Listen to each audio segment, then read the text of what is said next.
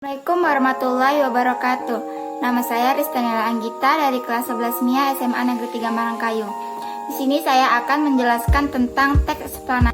Teks eksplanasi merupakan teks yang menjelaskan sebab akibat suatu fenomena, baik itu peristiwa alam, ilmu pengetahuan, sosial, budaya, dan lainnya. Teks eksplanasi berisi fakta yang dapat menjawab pernyataan tentang bagaimana dan mengapa suatu fenomena. Struktur teks eksplanasi. Teks eksplanasi tersusun atas struktur yang memudahkan kita dalam memahami isi teks. Adapun struktur teks eksplanasi adalah sebagai berikut, yaitu pernyataan umum dan penjelasan, intro, dan kesimpulan.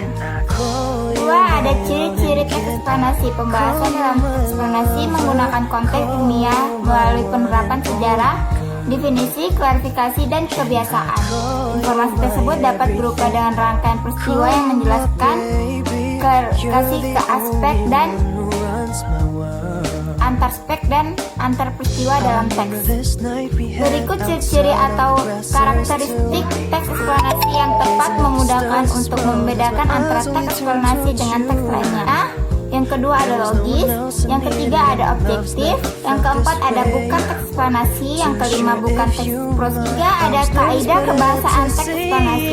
Teks eksplanasi menjelaskan secara ilmiah proses dan sebab terjadinya suatu fenomena dengan menggunakan ragam bahasa baku yang bersifat universal.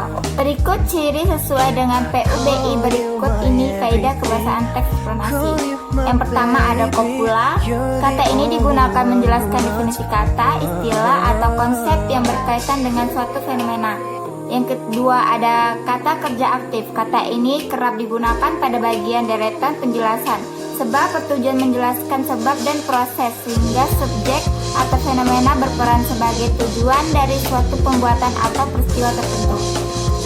Yang ketiga ada konjungsi. Konjungsi yang digunakan menjelaskan hubungan sebab akibat dan hubungan kronologi terjadinya suatu fenomena. Yang keempat ada keterangan waktu.